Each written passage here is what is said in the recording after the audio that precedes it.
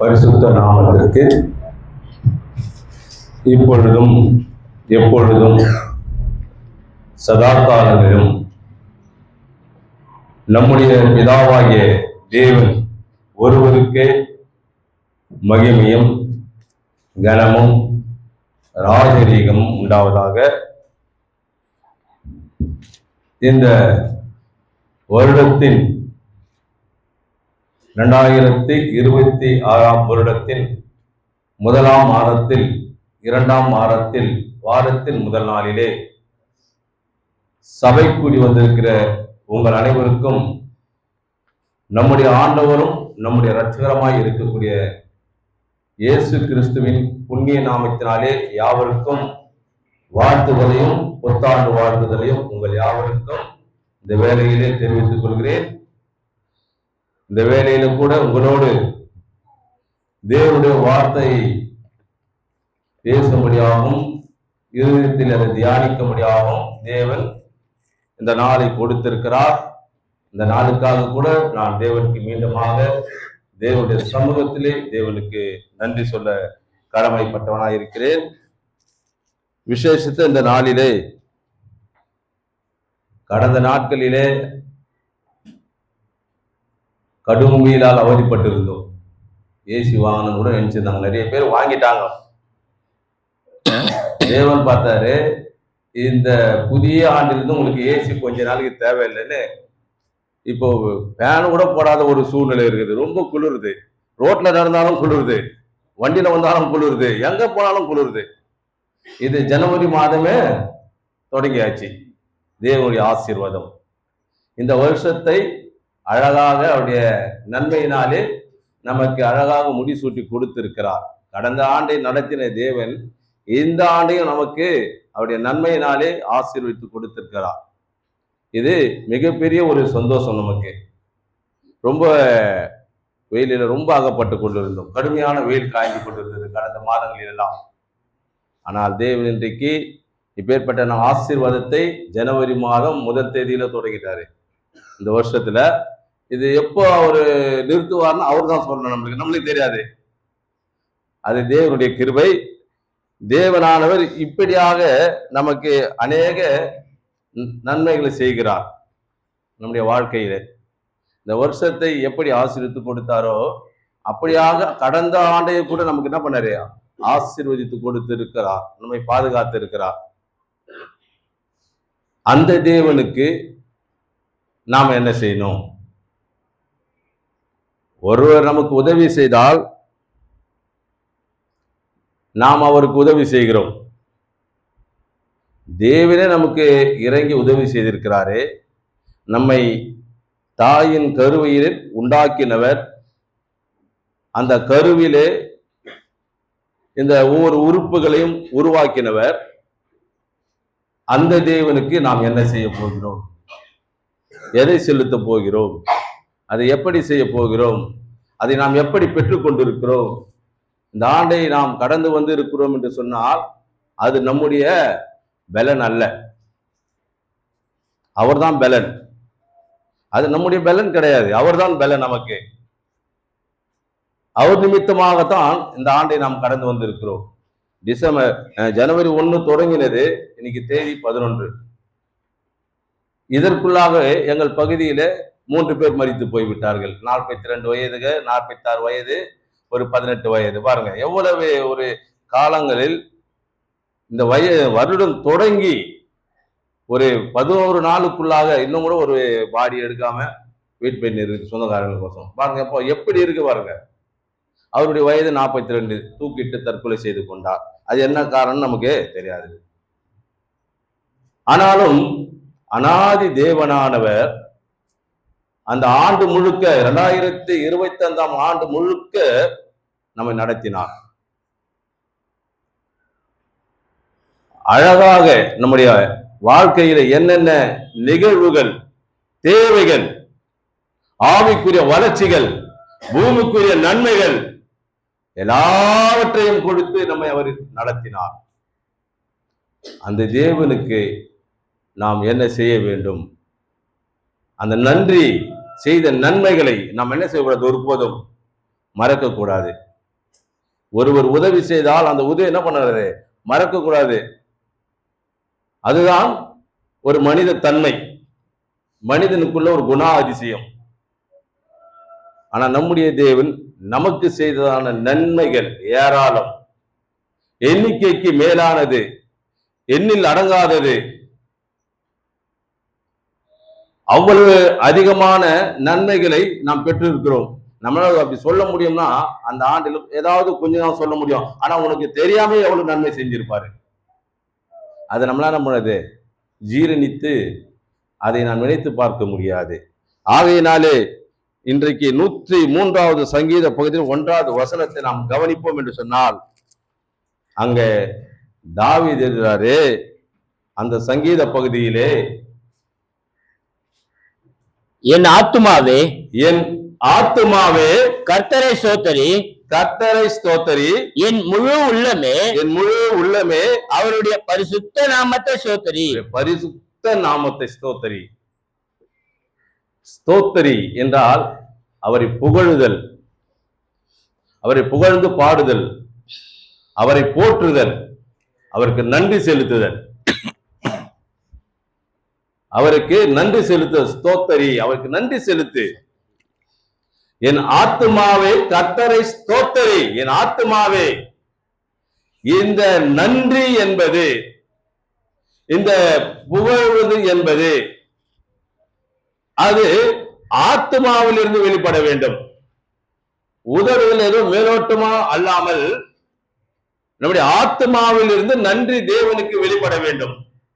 மேலோட்டமா தேவன் எனக்கு உதவி செய்தார், நன்றிங்க, ஸ்தோத்திரம் அப்படின்னு இல்லாம, பெற்றுக்கொண்ட நன்மைக்கு தேவனுக்கு நன்றி செலுத்த வேண்டும் என்று சொன்னால், அவரை புகழ்ந்து பாடி போற்ற வேண்டும் என்று சொன்னால், இந்த காரியங்கள் ஆத்மாவில் இருந்து வெளிப்பட வேண்டும். இது ஆத்மாவில் தான் தாவீது, என் ஆத்மாவே கர்த்தரை ஸ்தோத்தரி, நன்றி செலுத்த. அவருக்கு அவருடைய வாழ்க்கையில அவர் நிறைய இடத்துல ஓடினாரு, மரண பள்ளத்தாக்கெல்லாம் ஓடினாரு. அதனால அவர் என்ன பண்றாரு?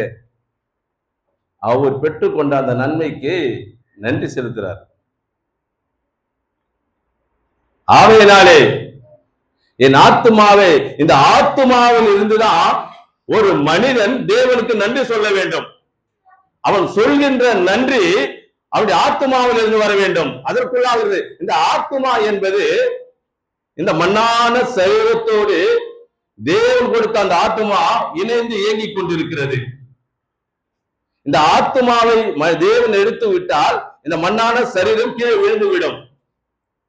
அந்த ஆத்துமாவில் இருந்து தேவனுக்கு நன்றி சொல்ல வேண்டும். நாம் பெற்றுக்கொண்ட அந்த நன்மைகளுக்கு பதிலாக, ஈடாக நம்முடைய ஆத்மாவில் இருந்து அவருக்கு நன்றி சொல்லணும்.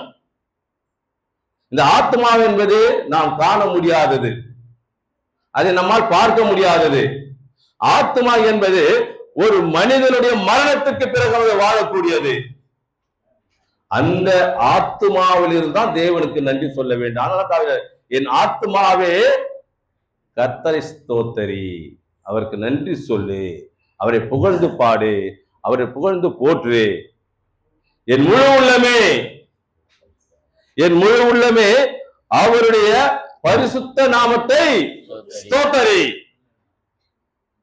ஆத்மாவிலிருந்து நன்றி சொன்னா போதாது, உன்னுடைய முழு உள்ளத்திலிருந்து. உள்ளம் என்பது உள்ள இருக்கிற வெறும் உறுப்புகள் அல்ல, அதில் இருக்கக்கூடியதான அந்த இருதயம், மனது, சிந்தனை, நம்முடைய செயல்கள் எல்லாவற்றிலும் இருந்து, நம்முடைய உள்ளத்தில் இருந்து நம்முடைய தேவனுக்கு நாம் நன்றி சொல்ல வேண்டும். நம்முடைய தேவனுக்கு நம்முடைய உள்ளத்திலிருந்து, இருதயத்தின் உள்ளான ஆழத்தில் இருந்து நன்றி சொல்ல வேண்டும். பெற்றுக்கொண்ட அநேக நன்மைகள் இந்த ஆண்டிலே, கடந்த ஆண்டிலே அநேக நன்மைகள். இந்த ஆண்டிலே 11 நாட்களிலே எத்தனை பேர் என்ன நன்மைகள் பெற்றுக் கொண்டார்கள் என்று தெரியாது. பெற்றுக் கொண்டவர்களுக்கு தெரியும். நான் பெறவில்லை என்று சொன்னால் தேவன் கொடுப்பார், கொடுப்பார். பொறுமையாய் காத்திரு. பொறுமையாய் தேவனுக்காக நீ காத்திருப்பாயானால், உன் முழு இதயத்தோடு காத்திருப்பாயானால், உன் முழு இதயத்தோடு தேவனுக்கு நன்றி சொல்வாயானால் நிச்சயமாகவே தேவன் உனக்கும் கொடுக்க அவர் வல்லவராய் இருக்கிறார்.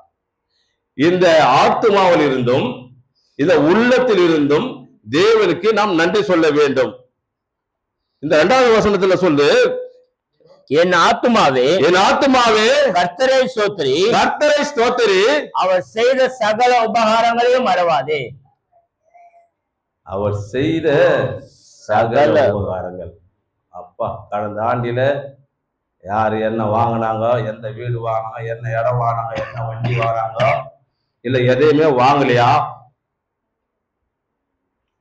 பரவாயில்ல, நீ எதையும் வாங்கலினாலும் உன்னுடைய ஆத்மாவை பாதுகாத்து வைத்திருக்கிறார். இது பெரிய ஈவு,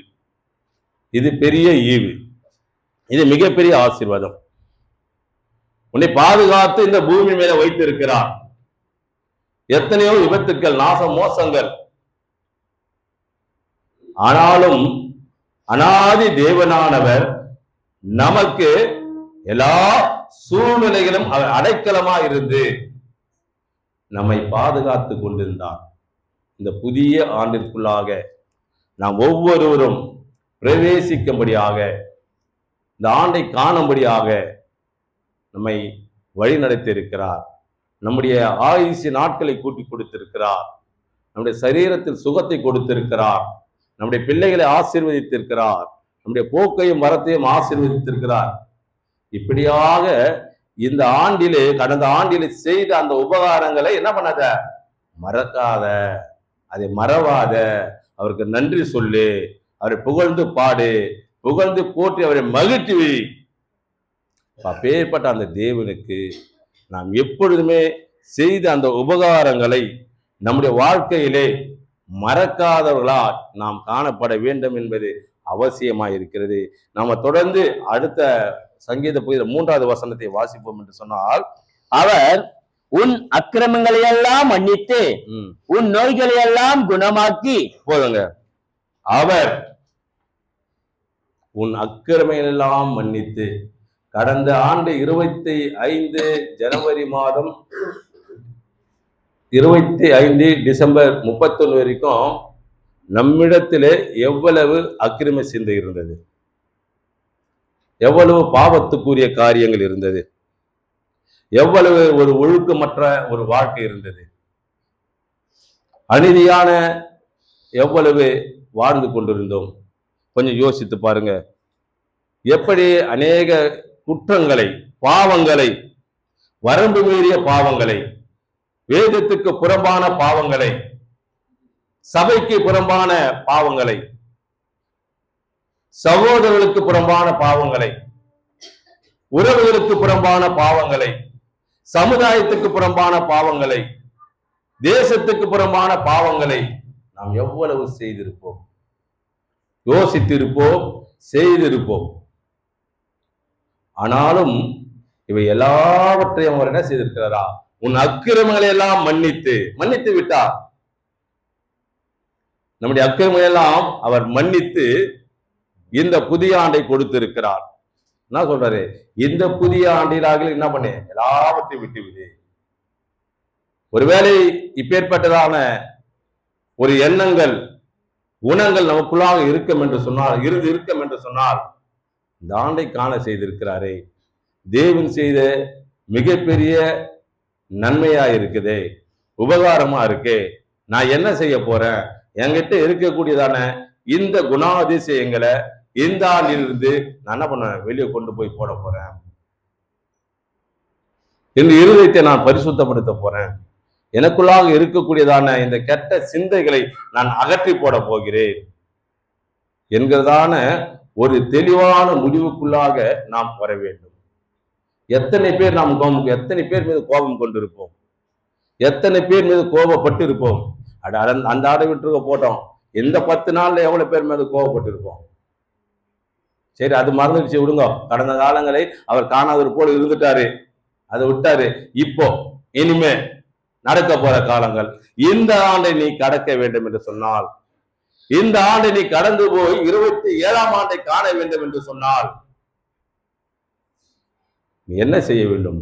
உன்னிடத்தில் இருக்கக்கூடியதான எல்லா இந்த பாவ குற்றங்களையும் அக்கிரமங்களையும் நீக்கி நீ தேவனுக்கு பிரியமாக வாழ வேண்டும். ஏன்னா அவர் மன்னித்து இருக்கிறார். உன் நோய்களை எல்லாம் குணமாக்கி இருக்கிறார். உன் நோய்கள் சரீரத்துல இன்னைக்கு அமர்ந்து இருக்கிறவங்க 80% பேர்கிட்ட நோய் இருக்கு, இல்லைன்னு யாருமே சொல்ல முடியாது. எல்லாருக்கும் ஒரு நோய் இருக்கு. எல்லா சரீரத்தும் ஒரு ஒரு விதமான நோய்கள் இருக்கு. யாரும் என்கிட்ட நோயே இல்லை, எனக்கு பிபி இல்லை, சுகர் இல்லைன்னு யாராலும் சொல்ல முடியாது. எல்லாருக்கும் ஒரு ஒரு பலவீனம் சரீரத்துல இருக்குது, இருந்து கொண்டே இருக்குது. 90% கூட சொல்லலாம். எல்லாருக்கும் இருக்குது. காலையில இருந்தா நடக்க முடியல, நிக்க முடியல, உட்கார முடியல, எழுந்துக்க முடியல, தூக்கம் வருது, மந்தமாக ஏதாவது ஒரு பலவீனம் சரீரத்துல. இந்த உறுப்பு சரியில்லை, அந்த உறுப்பு சரியில்லை, ஏதாவது ஒரு பலவீனம், நோய்கள். ஆனாலும் இவ்வளவு சரீரங்களிலே பலவீனங்கள் இருந்தாலும் அதை அவர் குணமாக்கினார். அது உன்னை சேதப்படுத்தாதபடி கடந்த ஆண்டிலே அவருடைய பலனை உனக்கு தந்தார், அவருடைய கிருபையை தந்தார். உன்னுடைய பலவீனத்திலே என்னுடைய கிருபை பூரணமாய் விளங்கும், பூரணமாய், நிறைவாய், அதிகமாய். அந்த பலவீனத்தை காட்டிலும் தேவனுடைய கிருபையானது அதிகமாக நமக்கு கொடுத்திருக்கிறார். தகுதி இல்லாத நமக்கு அவருடைய கிருபையை கொடுத்திருக்கிறார். தயவாய், பூரணமாய், அதிகமாய் உன் நோய் நொடிகளை எல்லாம் குணமாக்கி. எத்தனை பலவீனங்கள், ஒவ்வொருக்கும் பலவீனங்கள், ஒவ்வொரு விதமான பலவீனங்கள் சரீரங்களிலே. காலையில எழுந்துக்கும் போது கடினமா இருக்கும். ஐயோ, இந்த நாட்களை எப்படி கடக்க போகிறோமோ, நடத்த போகிறோமோ. ஆனாலும் 365 நாட்களை கடந்து வரும்படியாக உன் நோய் நொடிகளை எல்லாம் குணமாக்கி இருக்கிறாரே, உன் அக்கிரமங்களை மன்னித்து இருக்கிறாரே. நாம் யாரையாவது மன்னித்து இருக்கிறோமா? இல்ல யாரிடத்திலாவது குறைகளை கண்டால் அந்த குறைகளை மன்னித்து இருக்கிறோமா? கொலோசியர் 3ஆம் அதிகாரம் 13-15 சொல்கிறது, ஒருவர் பேரில் ஒருவருக்கு குறைபாடு உண்டானால். நீங்க வாசிப்போம். ஒருவரில் ஒருவர் தாங்கி, ஒருவர் பேரில் ஒருவருக்கு குறைபாடு உண்டானால், ஒருவர் பேரில் ஒருவருக்கு குறைபாடு உண்டானால். இப்ப இந்த குறைபாடு என்பது எல்லா இடத்திலும் அப்படியே காணப்படுது. ஒருவர் பேர்ல ஒருவருக்கும் குறைகள் இருந்து கொண்டேதான் இருக்கிறது. கணவன் இடத்திலே மனைவிக்கு குறை, மனைவியின் இடத்திலே கணவனுக்கு குறை, பிள்ளைகளிடத்திலே பெற்றோர்களுக்கு குறை, பிள்ளைகளுக்கு பெற்றோர்கள் குறை. இப்படி ஒவ்வொருக்கும் ஒரு குறைகள் நமக்குள்ளாக இருந்து கொண்டுதான் இருக்கிறது. ஒருவர் பேரில் ஒருவருக்கு குறைபாடு உண்டானால், கிறிஸ்து உங்களுக்கு மன்னித்தது போல, கிறிஸ்து உன்னுடைய அக்கிரமைகள் எல்லாம் மன்னித்தார்.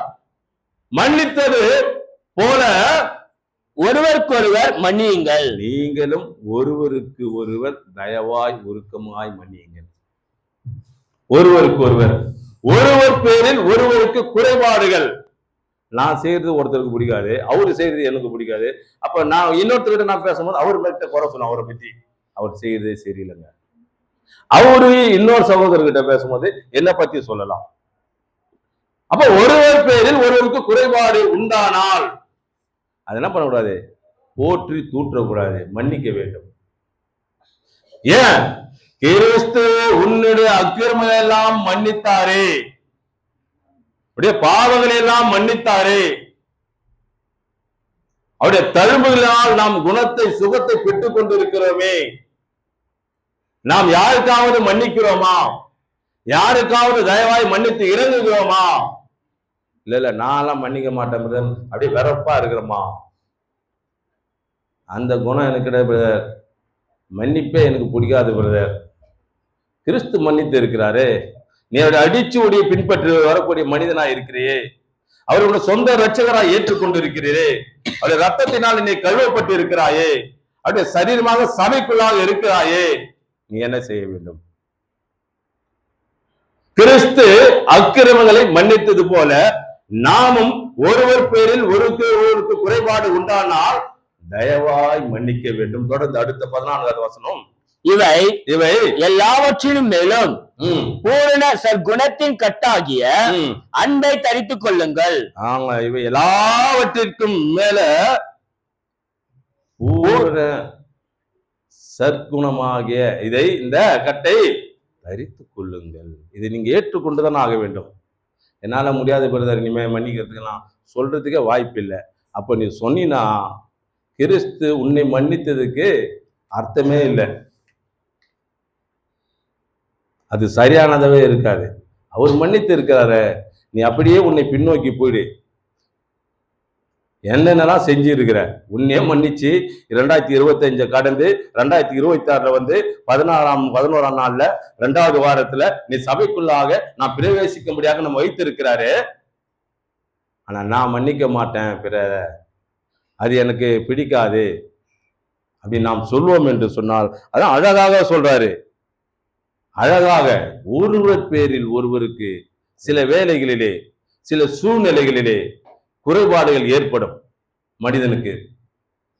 அந்த குறைகளை நாம் சரி செய்து கொள்ள வேண்டும். கிறிஸ்து எப்படி நமக்கு மன்னித்தாரோ அதை போல நாம் அதை மற்றவர்களுக்கு மன்னிப்பை தர வேண்டும். அடுத்த வசனம். தேவ சமாதானம் உங்கள் இருதயங்களில் ஆள கடவது. இப்படி நீ ஒரு மனிதனை மன்னிச்சாதான் தேவ சமாதானம் உன்னுடைய இருதயத்தை ஆளும், உன்னுடைய இருதயத்தில் அது வாசம் செய்யும். எங்க கிட்ட சமாதானமே இல்லை, எங்க வீட்டுல சமாதானம் எங்க வரும்? தேவ சமாதானம் உனக்குள்ளாக எங்க இருந்து வரும் தேவ சமாதானம்? நீ அதை அழிச்சுவதை பின்பற்றினாலும் மற்றவர்களை மன்னிக்கக்கூடிய மனப்பான்மை குணாதிசயம் நம்மிடத்திலே காணப்படாததினாலே அந்த தேவ சமாதானம் எப்படி நமக்குள்ளாக நம்முடைய இருதயத்தை ஆழமா? உன் முழு இருதயத்தோடும் உன் முழு உள்ளத்தோடும் கர்த்தரிடத்திலே அன்பு கூறுவாயாக, உன் முழு இருதயத்தோடு தொழுது கொள்வாயாக. அந்த முழுசா இருதயத்தை நம்ம அப்படியே கொடுத்துடணும். தேவ சமாதானம் அப்பொழுதுதான் நமக்குள்ளாக நம்மை வழி நடத்தும்.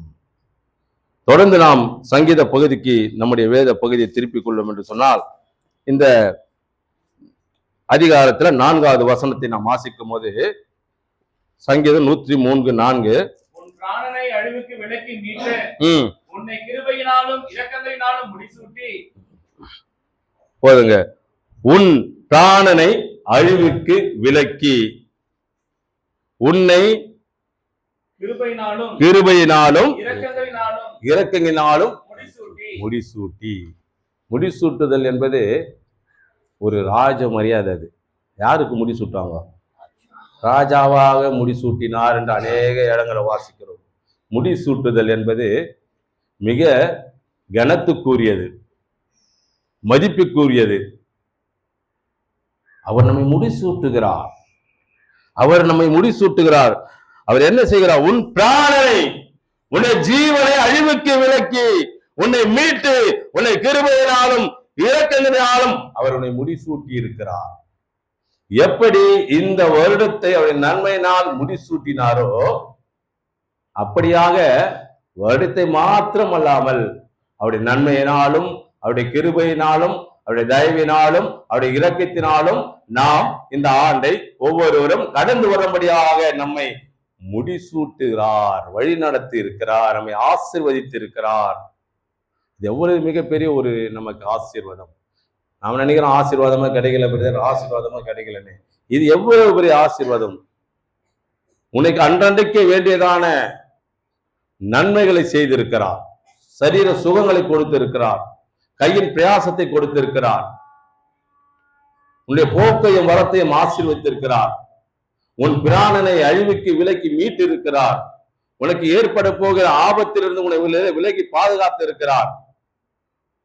இப்படியெல்லாம் உன்னை என்ன பண்ணுகிறார்? நடத்தி கொண்டு வந்திருக்கிறாரே. அந்த தேவனுக்கு நம்முடைய இருதயத்திலிருந்து நன்றி செலுத்த வேண்டும், உள்ளத்திலிருந்து ஆழத்திலிருந்து நம்முடைய ஆத்மாவிலிருந்து நன்றி செலுத்த வேண்டும். சங்கீதம் 118வது சங்கீதம் 16வது வசனத்தை வாசிக்கும் போது, கர்த்தரின் வலதுகரம் 18 வாசிங்க.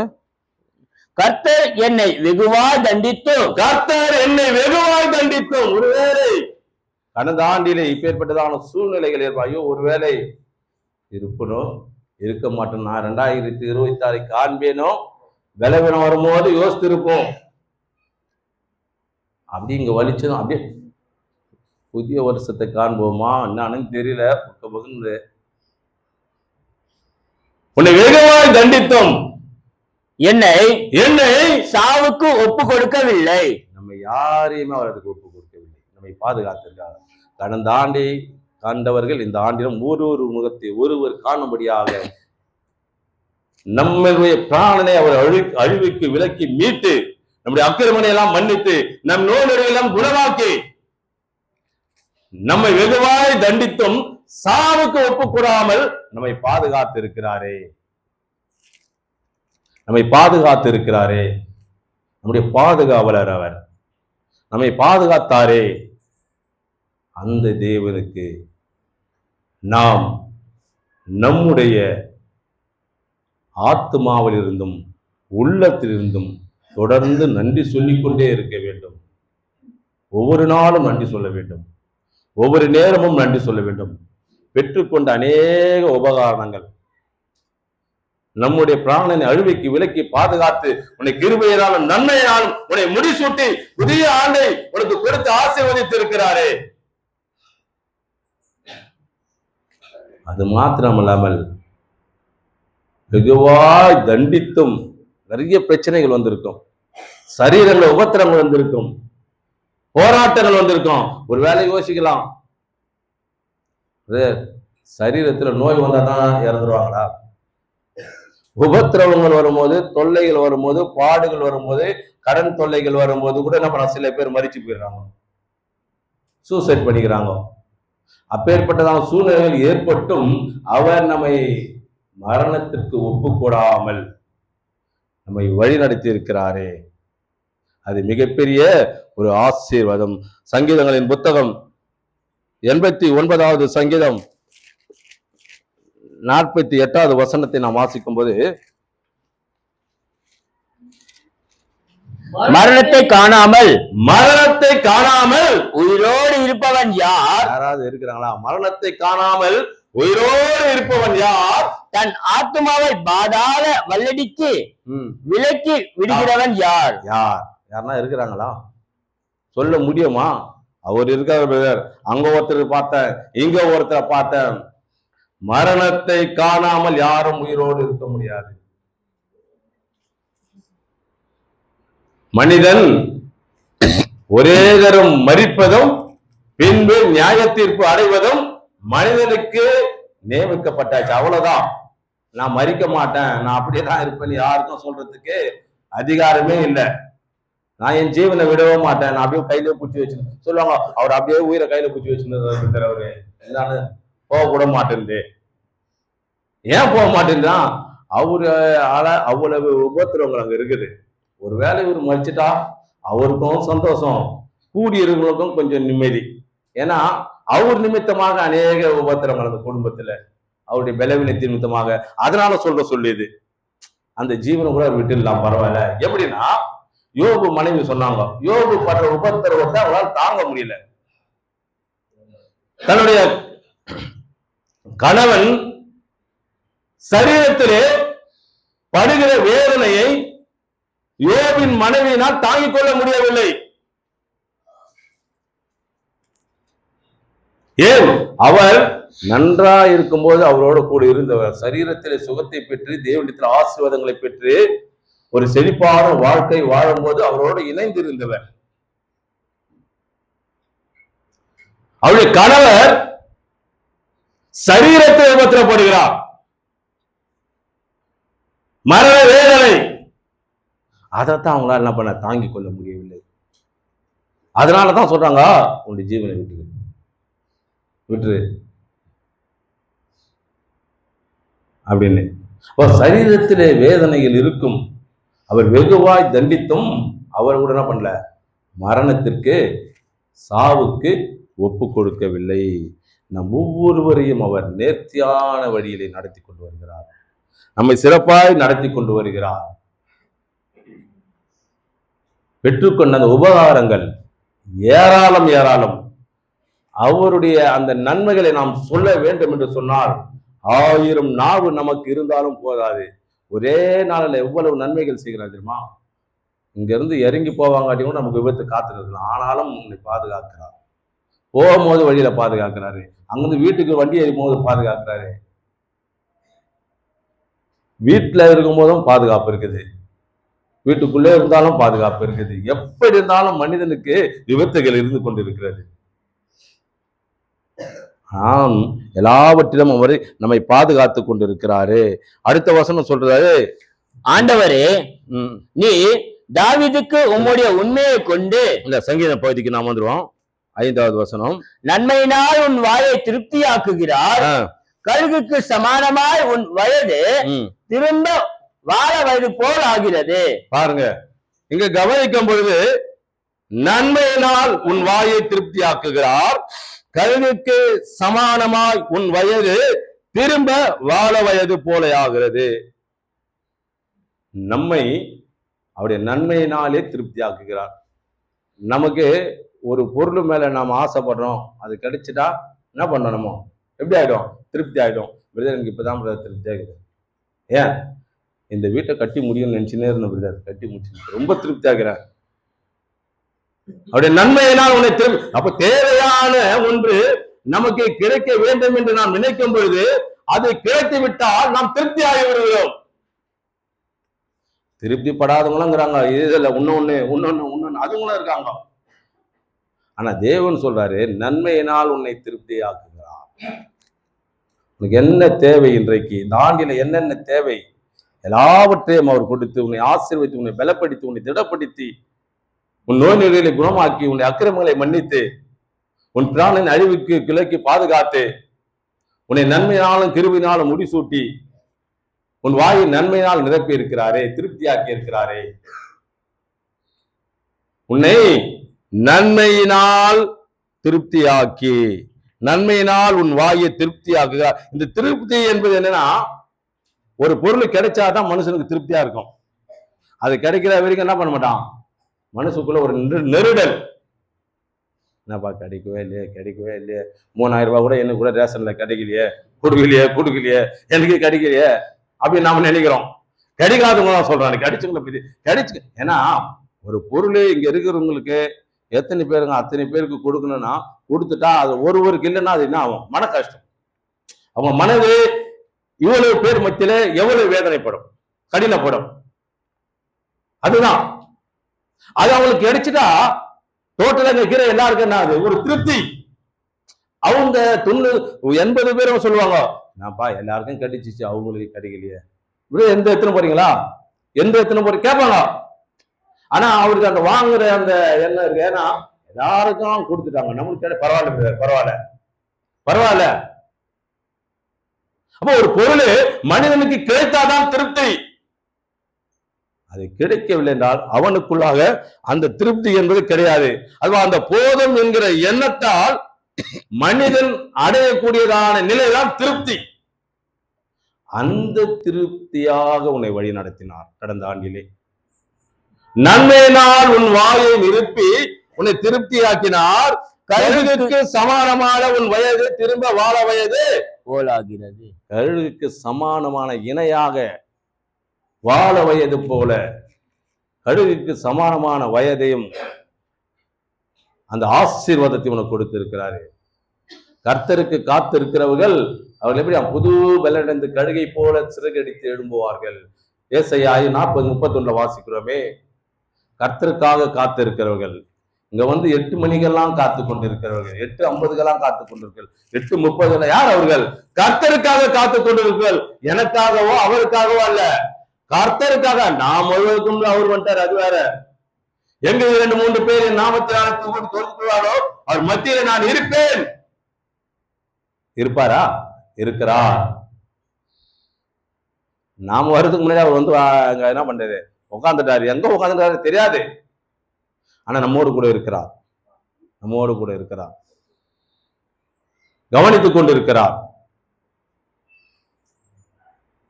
ஆகையினாலே கழுகுக்கு சமானமான உன் வயது திரும்ப வாழ வயது போல் ஆகிறது. நம்மை ஆசீர்வதித்த ஒரு வருடத்தை கொடுத்து நம்மை ஆசீர்வதித்திருக்கிறார். அதை கடந்து வரும்படியாக வாழ வயதை கொடுத்திருக்கிறாரு. உற்சாகமா இருக்கிற நான் பரித சரீரத்துல உற்சாகமா இருக்கிறேன், விளைவின இருக்குது. ஆனால் பிரதர் எப்படி இருக்கீங்க? நல்லா இருக்க பிரதர். உள்ள நிறைய கஷ்டம், உள்ள நிறைய பலவீனம், எல்லாமே பலவீனம். ஆனாலும் ஒருவர் நம்மை பார்த்து கேட்கும் பொழுது இல்ல பிரதர் அப்படியே சொல்லுவோம். ஒரு தற்காப்பு, ஒரு அதாவது நம்ம விட்டு கொடுத்துட கூடாதுன்றதுக்கு ஒரு சூழ்நிலை. ரொம்ப நல்லா இருக்கிற பிரதர், ஆக்டிவா இருக்கிற பிரதர். ஆனா நிறைய நமக்கு பலவீனம் இருக்கும். நாம சொல்லக்கூடிய இயல்பான வாழ்க்கை, ஒரு வாழ்க்கையில ஒரு மனித வாழ்க்கை இயல்பாக நடக்கக்கூடிய செயல்கள். நாம என்ன பண்ணோம், நம்ம அவர் என்ன வீக்கா நினைச்சுக்க போறாரு பிரதரு அப்படின்னு என்ன பண்ணோம். ஏன்னா நான் கூட காலையில பேன் போடாதீங்கன்னு அவர் ஐயா என்ன சொன்னார், ஐயா பேன் போட வேணாம். நான் இல்ல பரவாயில்ல போட்டுங்க, குளிர்ந்துதான் என்ன பண்றது, எதுக்காக மற்றவங்களை பார்க்கணும்ல. அப்ப நம்ம அது சொல்றது ஏன்னா நம்ம நிமித்தமாக இன்னொருவருக்கு அந்த சூழ்நிலை வரக்கூடாது. அப்ப இந்த பலவீனம் என்பது நமக்கு ஒரு வரக்கூடியதா இருந்தாலும், ஆனாலும் நமக்கு கழுகுக்கு சமானமான ஒரு பலத்தை தருகிறார். கழுகானது பலமானது, ஒரு ஆட்டையை தூக்கிட்டு போயிடும், அவ்வளவு பலம் உள்ளதா கழுகு. பார்க்கறதுக்கு அப்படிதான் இருக்கும், ஒரு ஆட்டை கூட அப்படி பிடிச்சின்னு போயின்னே இருக்கிறோம். அது அப்பேற்பட்டதான ஒரு பலத்தை நமக்கு தந்து கொடுத்து நம்மை வழி நடத்தி இருக்கிறார் நம்முடைய தேவனானவர். அடுத்து 6வது வசனத்தை நாம் வாசிக்கும் போது, ஒடுக்கப்படுகிற யாவருக்கும் கர்த்தர் நீதியையும் நியாயத்தையும் செய்கிறார். ஒடுக்கப்படுகிற யாவருக்கும். ஒடுக்கப்படுகிறது என்று சொன்னால் அடைக்கு முறைக்கு உள்ளாக்கி ஒருவரை நடத்துதல். அப்படியே அடிமைத்தனமா வச்சுருக்கிறது, அப்படியே ஒடுக்கி அடுக்கி அவங்கள என்ன பண்ண அப்படியே பயமுறுத்தியே வச்சிருக்கிறது.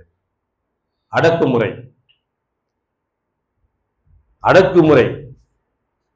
ஆகையினாலே இந்த ஒடுக்கக்கூடிய மக்களுக்கு நம்முடைய தேவன், அடக்குமுறை நிமித்தமாக ஒடுக்கக்கூடிய மக்களுக்கு நம்முடைய தேவன் என்ன செய்யறாரு? நீதியும் நியாயத்தையும், ஒடுக்கப்படுவதற்கு நியாயத்தை செய்யக்கூடியவர்.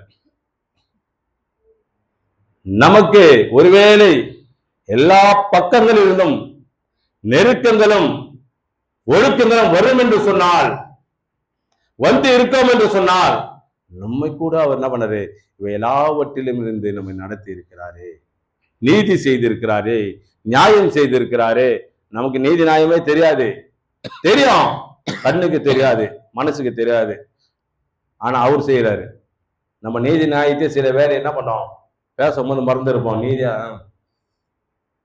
பேசலாம் போங்க, அவ்வளவுதான். அதுல முடிஞ்சு பேசலாம் போங்கன்னா நீதியா போச்சு, நியாயமா போச்சு. பேசலாம் போங்கனாலே போச்சு. நீ பேசினாதான் அங்க தீர்வு வரும். பார்த்துக்கலாம் போங்க, பேசலாம் போங்க. தேவனானவர் ஒடுக்கப்படுகிற யாவருக்கும் கர்த்தர் நீதியையும் நியாயத்தையும் செய்கிறவர்.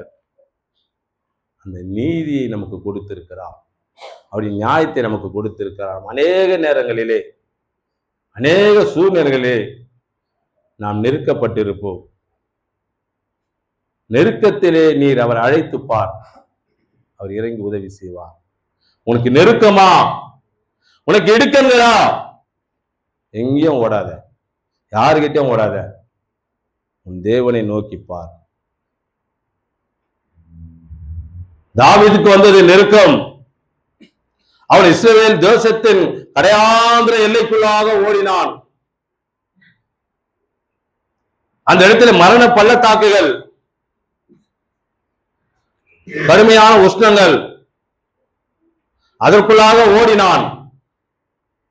அவனுடைய பாதைகள் வனாந்திரமாக இருந்தது, மரணத்துக்கு ஏதுவான பள்ளத்தாக்கு நிறைந்ததாக இருந்தது. கர்த்தரை நோக்கி 122ஆம் சங்கீதத்தில் 1வது வசனத்தை நாம் வாசிப்போம் என்று சொன்னால், நீங்க வாசித்து பாருங்க. கர்த்தருடைய ஆலயத்திற்கு போவோம் வாருங்கள் என்று. 121 வாசிங்க. 121. 121. எனக்கு ஒத்தாசை வரும் பர்வதங்களுக்கு நேராக எனக்கே ஒத்தாசை வரும் பர்வதங்களுக்கு நேராக என் கண்களை ஏறெடுக்கிறேன். கண்களை ஏறெடுத்து பார். உன் கண்களை எங்க அங்க எங்க அழிய விடாத. அங்க பார்க்காத, இங்க பார்க்காத, அங்க பார். ஒடுக்கப்படுகிறாயா, நெருக்கப்படுகிறாயா, அவரை நோக்கி. அவர் தான் நீதி செய்வாரு, அவர் தான் நியாயம் செய்வாரு. நீதிபதியே தப்பு செய்யறாரு இந்த காலத்துல. காசை வாங்கி நீதி சொல்றாங்க. இது கவர்மெண்ட் அரசாங்கத்தில் நடக்குது. அவரே தப்பு செய்யறாரு. அவரும் ஒரு நாளைக்கு தேவனுடைய ஜட்ஜ்மெண்ட்ல வந்து நிக்கணும். கிறிஸ்து தாங்க நியாயாதிபதியாக நீதிபதியாக நியமிக்கிறது இருக்கிறார். இயேசு கிறிஸ்துவ தாம் நியமித்த மனுஷனை கொண்டு இந்த பூமியை தேவன் என்ன பண்ண போறாரா? நீதியா நியாயம் தீர்க்க போகிறார். யாரை நியமித்திருக்கிறார்? இயேசு கிறிஸ்துவை. நீதி செய்யும் அதிகாரம் முழுவதையும், நியாயம் செய்யும் அதிகாரம் முழுவதையும் தேவன் அவரிடத்துல கொடுத்திருக்காரு. யாரும் இங்க நீ நீதி சொல்லலாம், அங்க வந்து நீ நிக்கணும். அப்படி சமூகத்திற்கு முன்பாக ஒடுக்கப்படுகிற, நெருக்கப்படுகிற யாவருக்கும் கர்த்தர் நீதியும் நியாயத்தையும் செய்திருக்கிறாரே. நாமும் எத்தனை விதத்திலே ஒடுக்கப்பட்டிருப்போம், நெருக்கப்பட்டிருப்போம். நமக்கும் அவர் நீதியும் நியாயத்தையும் செய்து நம்மையும் பாதுகாத்து இருக்கிறாரு. நீங்க 8வது வசனத்தை வாசிப்போம் என்று சொன்னால், கர்த்தர் உருக்கமும் இரக்கமும் நீடிய சாந்தம்.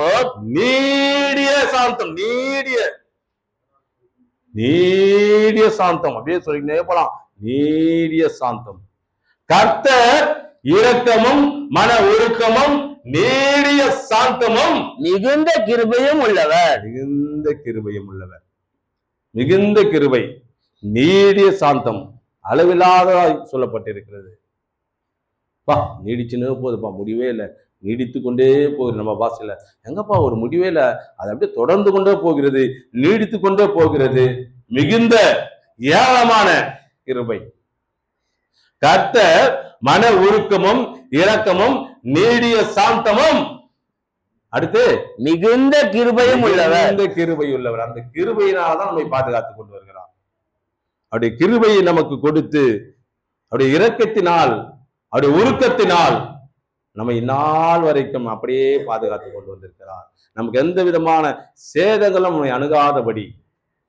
எத்தனையோ சேதங்கள் வந்திருக்கும், எத்தனையோ விபத்துக்கள் வந்திருக்கும், எத்தனையோ நாச மோசங்கள் வந்திருக்கும், எத்தனையோ பாடுகள் வந்திருக்கும், எத்தனையோ தொல்லைகள் வந்திருக்கும், வியாதிகள் வந்திருக்கும், வியாதிகள் வந்திருக்கும், பஞ்சம் வந்திருக்கும், பட்டினி வந்திருக்கும், பற்றாக்குறை வந்திருக்கும். எல்லா நெருக்கத்தில் இருந்தும், எல்லா ஒடுக்கத்தில் இருந்தும் ஒவ்வொரு நாளும் உனக்கு கடந்த ஆண்டில நீதியை செய்த தேவன் இந்த ஆண்டிலும் அவருடைய நீதியும் நியாயத்தையும் நமக்கு செய்வாராக. கண்டிப்பாகவே அவர் செய்வார். அதை செய்து முடிக்க கூடிய வல்லவராய் இருக்கிறார். தொடர்ந்து 10வது வசனத்தை நாம் வாசிக்கும் போது, அவர் நம்முடைய பாவங்களுக்கு தக்கதாக இணையாக அதற்கு பதிலாக நமக்கு செய்யாமலும் இன்னும் செய்யல. 2025 ஆண்டுல என்னென்னலாம் செஞ்சோம், அவர் அதுக்கு பதில் செஞ்சு இருப்பார்னா யாரெல்லாம் உட்கார்ந்து இருப்போம். அவர் திருப்பி பதில் செஞ்சிருப்பாருன்னு வச்சுங்க. பேச்சில, கிரியையில, நடத்தையில, சரீரத்தில, பார்வையில எவ்வளவு விதமான பாவங்கள் இருந்திருக்கும். எண்ணத்துல, யோசனையில, நம்முடைய விருப்பங்களிலே எவ்வளவு விதமான பாவங்கள் நிறைந்திருக்கும். அதையெல்லாம் அப்படியே ஒரு லிஸ்ட் போட்டு அவர் எடுத்து 2026 முடியும் போது அதை வச்சு இருப்பார்னா யார் இருப்பாங்க? நான் கோவப்பட மாட்டேன்னு என்னால சொல்ல முடியாது. ஏன், என் பிள்ளைகள் இடத்துல நான் கோவப்படுவேன், மனைவி இடத்துல கோபப்படுவேன், வேலை இடத்துல கோபப்படுவேன், சில வேலை சபை இடத்துல கோபப்படுவேன், அக்கம் பக்கம் வீட்டுல கோபப்படுவேன். இது இயல்பாகவே ஒரு மனிதனுக்கு நடக்கக்கூடியது. சில வேலை என்ன பண்ணுவேன், பிரதர் சொன்னா, பிரதர் எங்க பிரதர் இருக்கிறீங்க, பேச பிடிச்ச மேல வந்து இருப்பேன். பிரதர் கிட்ட வந்துட்டேன் பிரதர் தெருமணியில என்ன, ஏன்னா அவரு பிரதர் இன்னும் பாரு அங்கேயே வர்றாரு, நான் சொல்லக்கூடாது, மணி ஆகி போச்சு, பிரதர் பாரு பேசன் பிரிட்ஜ் தான் இருக்காரு, இன்னும் அங்கேயே இருக்காரு, எப்போ வருவாரு, இன்னும் 10, சரி வேற ஒரு பாட்டை பாடுங்க. அவர் என்ன பண்ணாரு, அதுக்கேத்த ஒரு நேரத்தை சரி செய்வாரு. எவ்வளவு பாவங்கள்! பொய் சொல்றது என்பதும் ஒரு பாவம் தான். பொய் சொன்னாலே நாம நினைக்கிறோம் எதை திருடணும், கொள்ளை அடிச்சோம், கொலை செஞ்சோம், விபச்சாரம் பண்ணோம், வேசித்தனம் பண்ணோம், களவு செஞ்சோம், இப்படிதான் பாவம். பொய் சொன்னாலே மரணம். அனனியால் சப்பிரா தங்களுடைய காணி ஆட்சிகளை வித்து என்ன பண்ணிட்டாங்க, பேதுருடைய பாதத்திற்கு கொண்டு வந்து வச்சாங்க. பொய் சொன்னாங்க, இவ்வளவுதானா வித்த, பரிசுத்தாவினுடைய பொய் சொல்லுறது, நாம நாங்க அவ்வளவுதான் முடிஞ்சு போச்சு, காலை வலிச்சு போய் வெளியே போடுவாங்க 2 பேரும். இப்போ பொய் சொன்னாலே மரணம்னா, அப்போ நம்மிடத்துல எவ்வளவு அக்கிரம சிந்தைகளை நாம் கொண்டிருப்போம். அக்கிரம சிந்தை நாம் கொண்டிருப்பேனால் தேவன் எனக்கு என்ன பண்ணாரு, செவி கொடா, தேவனுடைய ஜெபத்தை கேட்க மாட்டார். ஆகையினாலே இங்க கவனிக்கும் பொழுது அவர் நம்முடைய பாவங்களுக்கு தக்கதாக நமக்கு செய்யாமலும் நம்முடைய அக்கிரமங்களுக்கு தக்கதாக நமக்கு சரி கட்டாமலும் இருக்கிறார் இருக்கிறார் இருக்கிறார் இருந்து கொண்டு இருக்கிறார், இப்பவும் இருக்கிறார். அப்படியே நம்ம என்ன பண்ண, அதுக்கு சரி கட்டல, இன்னும் நம்மளுக்கு பதில் செய்யல. அதுக்கு பதில் செய்வாரானால் யாருமே தப்ப முடியாது. என்கிட்ட ஏதாவது ஒரு குறைகள் இருக்கும், ஒருவரும் தப்ப முடியாது. அவர் பதில் செய்வார், பதிலுக்கு பதில் அவர் செய்வார் என்று சொன்னால் நம்முடைய அக்கிரமங்களுக்கு அவர் சரி கட்டவில்லை, இன்னும் நம்முடைய பாவங்களுக்கு பதில் செய்யவில்லை. அதான் 3 வாசித்தோம், அவர் நம்முடைய அக்கிரமங்களை எல்லாம் மன்னித்தார், இன்னும் சரி கட்டவில்லை, நமக்கு பதில் செய்யவில்லை. தொடர்ந்து இந்த பாவம் நமக்கு என்ன பண்ண, மரணத்தை கொண்டு வரும். ரோமர் 6:23 வாசிக்கும் போது, ஆனாலும் அதை அவர் கொண்டு வரவில்லை, அதுக்கு சரியாக நம்ம இன்னும் வழி அவர் என்ன பண்ணல, பதில் செய்யவில்லை. வாசிங்க ரோமர் 6.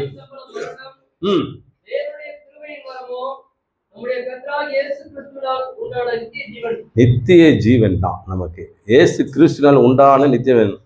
பாவம் என்பது ஒரு மரணத்தை உண்டாக்கக்கூடியதாக இருக்கிறது. பாவத்தின் சம்பளம் மரணம், அதற்கு ஒரு சம்பளம் உண்டு. வேலை செய்கிறவனுக்கு சம்பளம் கொடுக்கிறது போல, நீ பாவம் செய்யும் போது எல்லாம் சம்பளம் என்கிறதான அந்த காரியம் தேவனுடைய சமூகத்துல உயர்ந்து கொண்டே வரும். கணக்கு எழுதினு வைப்பாரு, இந்த மாசம் உனக்கு 1000, அடுத்த மாசம் 1500, என்னது பாவ கணக்கு, அடுத்த மாசம் 500, 2000, 3000 எழுதி லாஸ்ட்ல ஒரு லிஸ்ட் வரும், இந்த வருஷம் கணக்கு பாருங்கன்ற மாதிரி.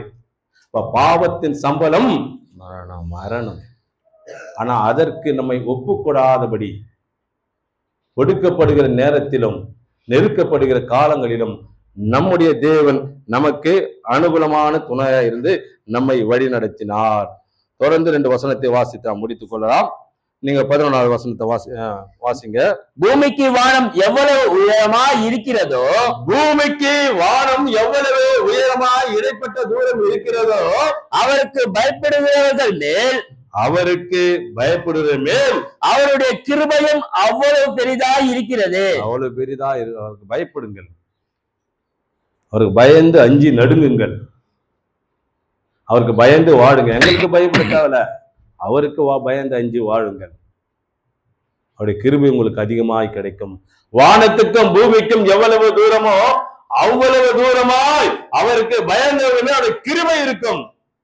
எவ்வளவு டிஸ்டன்ஸ் பாருங்க, இங்க இருந்து அவ்வளவு பெரிய இடம் கட்சியில சந்தோஷமா இருக்குது, நமக்கு பரவாயில்ல இருக்கு. ஒரு 300 சென்ட் இடம் கட்சிச்சு, 300 ஸ்கொயர் ஃபீட் இடம் கட்சிச்சு.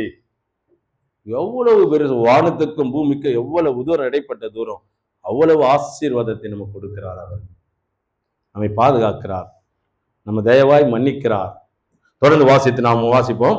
மேற்குக்கும் கிழக்குக்கும் எவ்வளவு தூரமோ, மேற்குக்கும் கிழக்குக்கும் எவ்வளவு தூரமோ அவ்வளவு தூரமாய் அவர் நம்முடைய பாவங்களை நம்மை விட்டு விலக்கிட்டார். மேற்குக்கும் கிழக்குக்கும், இந்த கடையாந்திரத்திற்கும் அந்த கடையாந்திரத்திற்கும் எவ்வளவு துலுவோ அவ்வளவு துலுவாய் நம்முடைய பாவங்களை விலக்கினார். அப்படியே நம்ம விலக்கி விட்டார். அதை கவனித்திருப்பார் என்று சொன்னாதான் வாசித்தோம். நம்முடைய பாவங்களை அவர் கவனித்திருப்பாரானால், நம்முடைய பாவங்களுக்கு அவர் பதில் செய்வாரானால், நம்முடைய நிலைமை என்ன? நாம் இந்த புதிய ஆண்டை கண்டிருப்போமா? இந்த 11ஆம் நாளிலே வந்திருப்போமா? எல்லாவற்றையும் விளக்கிட்டார். அப்படியே இனிமே என்ன பண்ணாத, செய்யாத. ஒரு சகோதரி பாவம் செய்யும்போது என்ன பண்ணாரு? அவங்கள மன்னிச்சு என்ன பண்ணாரு? இனி செய்யாதே, பாவம் செய்யாதே. அவர் மன்னித்தார். அந்த குணாதிசயத்தை நம்மிடத்திலும் காணப்பட வேண்டும். கடைசியாக ஒரு வசனத்தை வாசிப்போம். 13. தகப்பன் தன் பிள்ளைகளுக்கு இறங்குகிறது போல தன்னுடைய ஒரு தகப்பனானவன், இந்த பூமிக்குரிய தகப்பன் தன்னுடைய பிள்ளைகளுக்கு இறங்குகிறது போல கர்த்தர் தமக்கு பயந்தவர்களுக்கு இறங்குகிறார். முதலே சொல்லிட்டாரு, வானத்துக்கும் பூமிக்கும் எவ்வளவு தூரமோ அவ்வளவாய் நமக்கு அவர் இறங்குவார். பயந்தவர்களுக்கு, ஒரு தகப்பன் தன் பிள்ளைகளுக்கு இறங்குவது போல கர்த்தர் தமக்கு பயந்தவர்களுக்கு இறங்குவார், இறங்கி உதவி செய்வார். கண்டிப்பாகவே அவர் இறங்கி நமக்கு உதவி செய்வார். ஆகையினாலே தேவனுடைய சமூகத்திலே நாம் பெற்றுக்கொண்ட நன்மைகள் ஏராளம். கடந்த ஆண்டிலே அதற்கு ஈடாக, அதற்கு பதிலாக நம்முடைய ஆத்துமாவிலிருந்து தேவனுக்கு நன்றி சொல்வோம். நம்முடைய முழு உள்ளத்திலிருந்து தேவனுக்கு நன்றி சொல்வோம். எண்ணிக்கைக்கு மிகுதியான நன்மைகளை செய்திருக்காரு. கர்த்தர் எனக்கு செய்த எல்லா நன்மைகளுக்காகவும் நான் எண்ணத்தை செலுத்துவேன் என்று தாவீது ஒரு கேள்விக்குரிய வைக்கிறாரு. அதுக்கு அடுத்த வசனம் பதிலும் சொல்றாரு.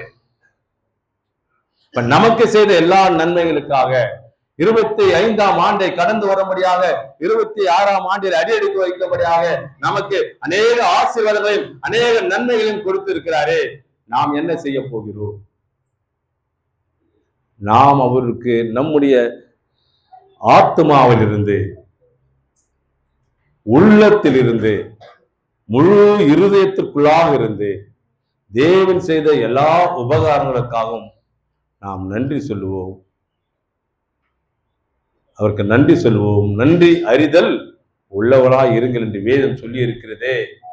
நாம நன்றி அறிதல் உள்ள தேவனுடைய பிள்ளைகளாய் வாழ்வோம். தேவன் தாமே நம்மை ஆசீர்வதிப்பாராக. உங்கள் பொறுமையான கவனத்திற்கு நன்றி. வாய்ப்பினை வழங்கினதான அருமையான சபையின் ஊழியர்கள் மற்றும் உடன் ஊழியர்கள், சபையார், பொறுப்பாளர் அனைவருக்கும் ஆண்டவராகிய இயேசு கிறிஸ்து நாமத்தினாலே மீண்டுமாக வாழ்த்துதலையும் வணக்கத்தையும்